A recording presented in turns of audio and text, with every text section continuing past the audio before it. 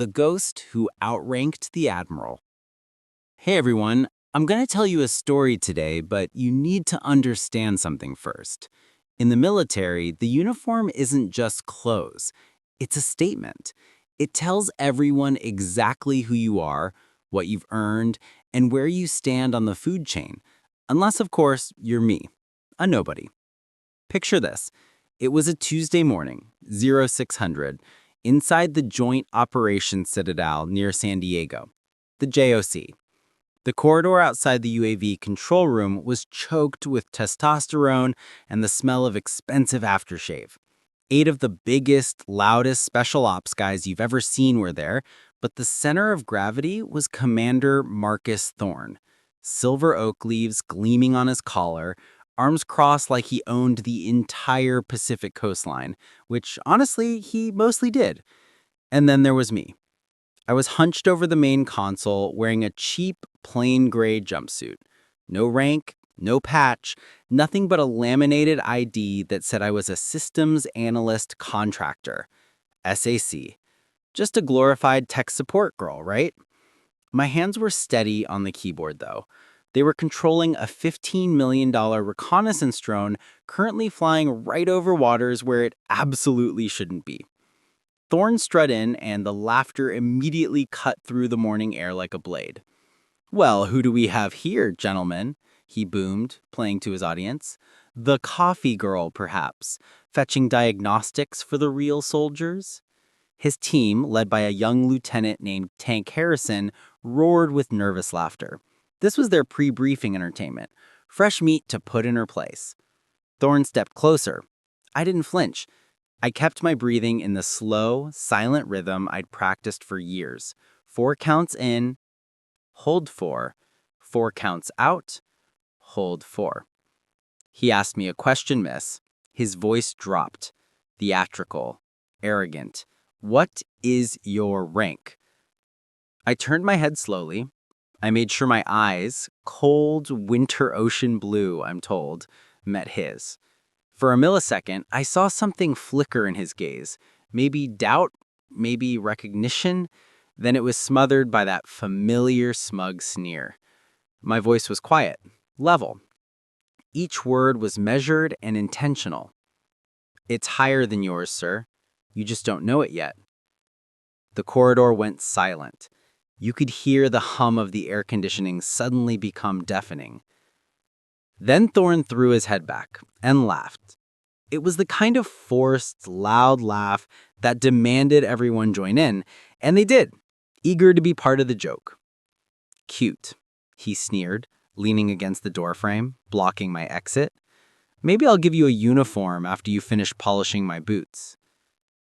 I just turned back to my screen, but I made sure he saw me save my work with 3 quick keystrokes. These systems, the encryption protocols, change monthly. Most operators take 5 minutes just to input the codes correctly.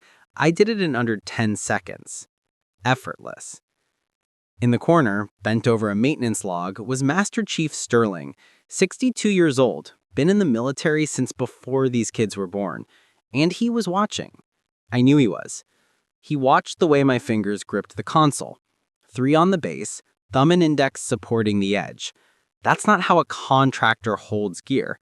That's the hold they teach at advanced tactical schools, the kind where dropping your equipment means mission failure. Thorne finally stepped back into the room, his team filling the space. "I think someone made a mistake letting you in here, miss. This is a secure facility. Special ops only." I stood up.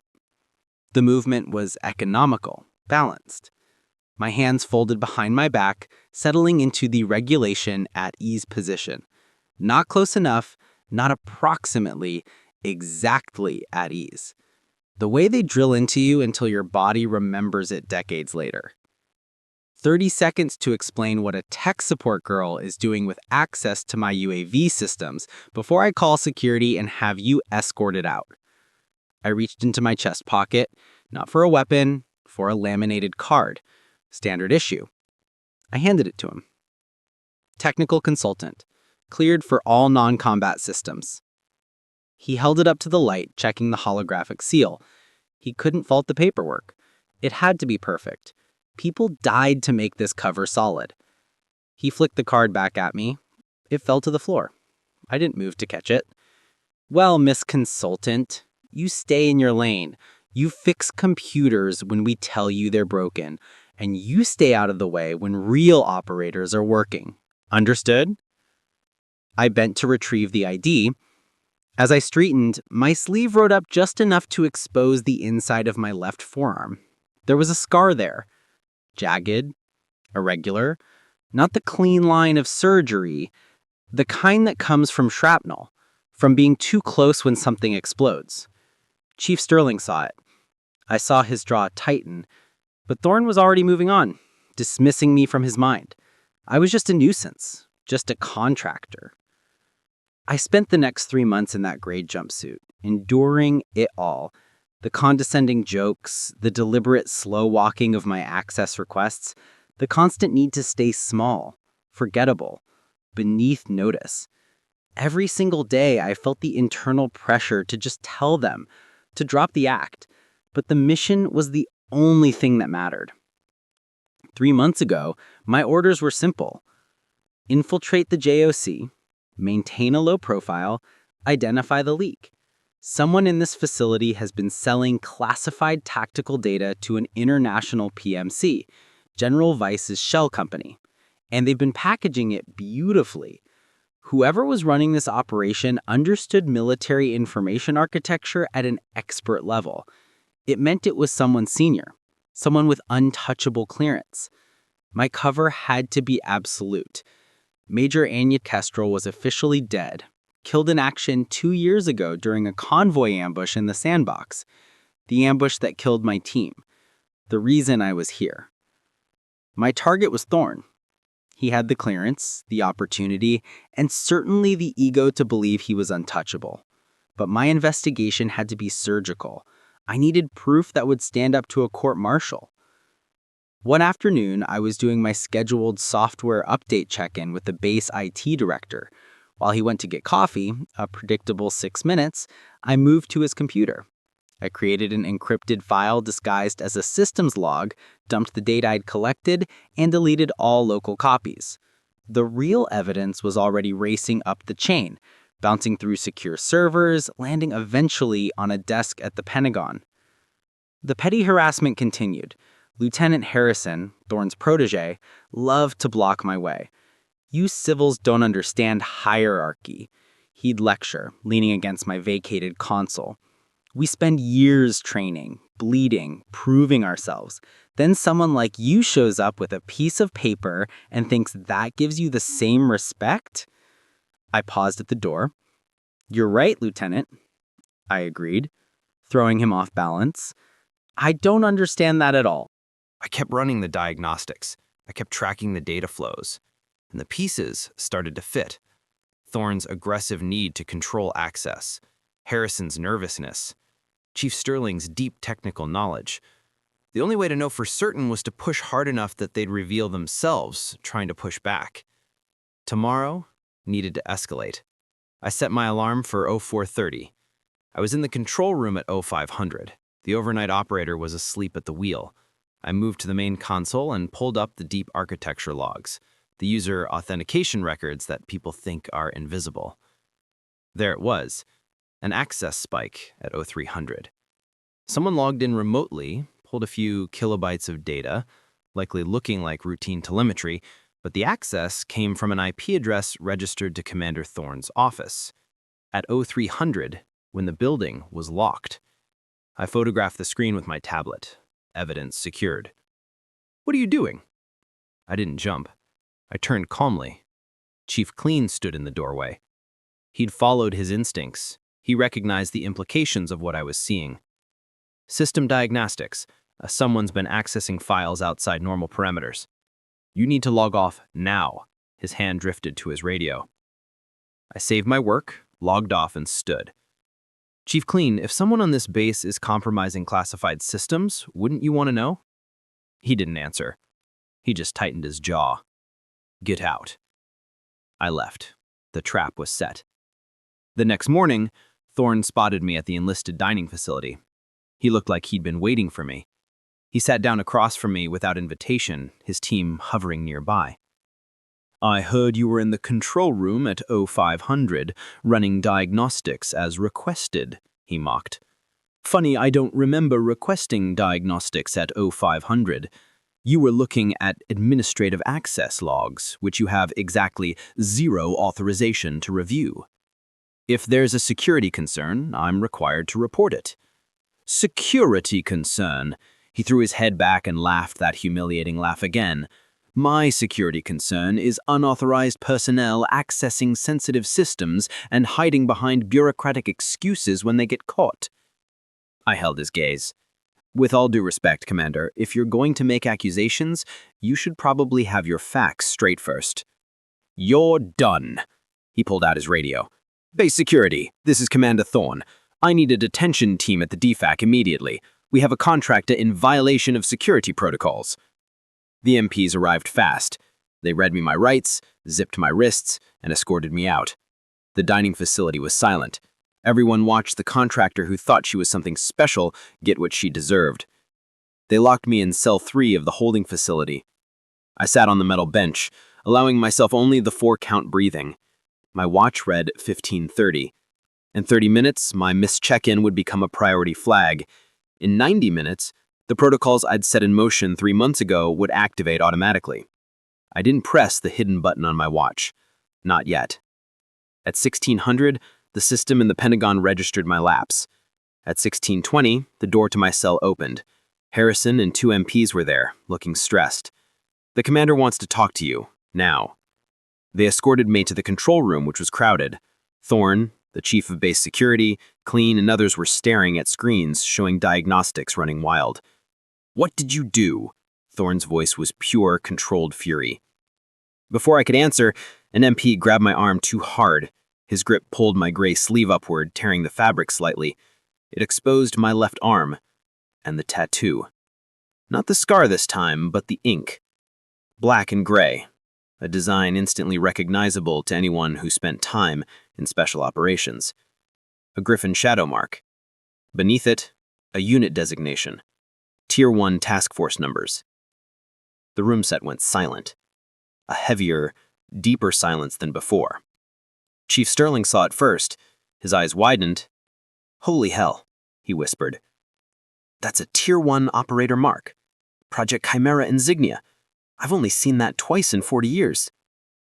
That proves nothing. Anyone can get a tattoo. Anyone can get ink, sir, but that specific pattern, those numbers, that's earned, authorized, recorded in classified personnel files. I pulled my sleeve back down, calm, unhurried. I reached into my pocket and pulled out the real ID. Red border, holographic seal, Pentagon access authorization. Tier 1, Delta Command.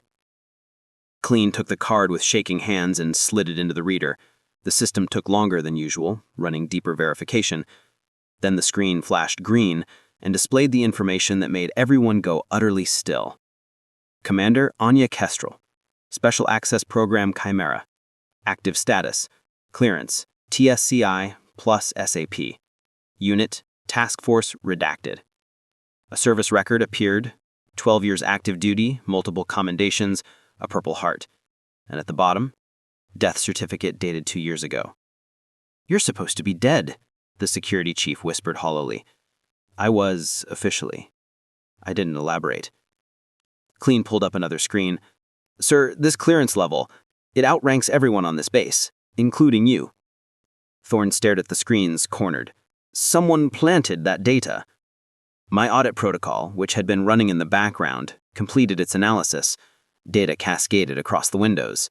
File access logs, transfer records, authentication timestamps, all color-coded, red for violation. Most of it traced back to Thorne's credentials. The authentication includes biometric verification, sir, fingerprint, retinal scan, time-stamped access from your personal terminal. Suddenly, the sound of rotors grew louder, multiple aircraft, command birds. The door burst open, 4 figures in impeccable service dress, 4 generals. The lead was General Patricia Hartwick, silver hair pulled back tight, eyes like flint. Her gaze swept the room, stopped on me. The entire room held its breath. This was it, the reckoning. General Hartwick's hand rose, forming the crisp edge of a salute. The room detonated. Gasps. Harrison's mouth fell open. He looked like his entire world had just been rebuilt, then demolished again. "Commander Kestrel," General Hartwick's voice cut steel. "Welcome back, ma'am." The other three generals snapped to attention. 3 more salutes. Precise, respectful, the kind you give to an equal. My posture shifted completely. No longer the contractor. I stood like what I was, an officer, a commander, someone who spent 12 years earning this moment. I returned their salute. "Thank you for the response time, General Hartwick. We've been monitoring since the check-in lapse." General Hartwick's gaze snapped to Thorne. The temperature in the room dropped 30 degrees. "Commander Marcus Thorne, you are being placed under arrest for violations of the UCMJ, specifically unauthorized disclosure of classified information and conspiracy to commit espionage." I turned to Harrison, the lieutenant who had mocked me for 3 months. "Lieutenant Harrison, you spent 3 months telling people I didn't belong here. Now, I need you to prove yourself wrong. Pull those detailed access logs. Show everyone in this room who really betrayed this base." Harrison moved to a terminal. His hands shook, but his fingers were steady. He found it. "Access pattern from Commander Thorne's credentials, but there's a secondary pattern. Another user, general-level clearance, accessing the same files within hours. General Weiss." I closed my eyes for 1 beat. Weiss. The general who authorized this deep-cover mission, the general who suggested using a deceased operator. He was controlling the investigation from the top. He tried to kill me in Syria, and when that failed, he used me as bait to catch Thorne. Thorne was taken out, reading him his rights. As he passed, he looked at me one last time. "How long have you been planning this?" "Since Syria, Commander. Since I woke up in a field hospital and realized someone had sold my convoy's location. 2 years being dead, 3 months watching you prove exactly who you are." I turned to Hartwick, pulling up my encrypted tablet. "General, the network is bigger than Thorne and Weiss. I flagged 16 other officers, 4 contractors, and 2 sitting congressmen. It's all here, ready for prosecution." "Commander, you've earned the right to rest." I met her eyes. "With respect, ma'am, I'll step back when everyone who sold intelligence that got operators killed is in prison, not before." Chief Sterling approached me as I prepared to leave. He snapped to a formal salute. "Ma'am, permission to speak. I went through Bragg myself back in '98. I should have recognized that training. Thank you for trusting your instincts." "Thank you, Master Chief. You served with distinction." I walked out of the control room. The base was lifting lockdown. The whispers followed me. The ghost who outranked the Admiral. The contractor who came back from the dead. Later that night, back in my small concrete cell, my tablet chimed. A secure message. Unknown origin. The subject line made my blood run cold. Tower 4 sends regards. The attachment was an image. Grainy. My convoy route in Syria marked in red, and in the corner, barely visible, a figure on a rooftop, holding a detonator. Someone watched my team die. Someone who's still out there. I typed a reply. 4 words. Tomorrow. Not tonight. I closed my eyes. The breathing rhythm took over. The mission continues. Justice isn't loud, it's patient.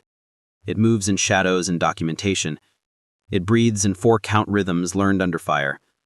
And it never stops until every corruption is burned away. They mocked my rank. They forgot I outranked their corruption.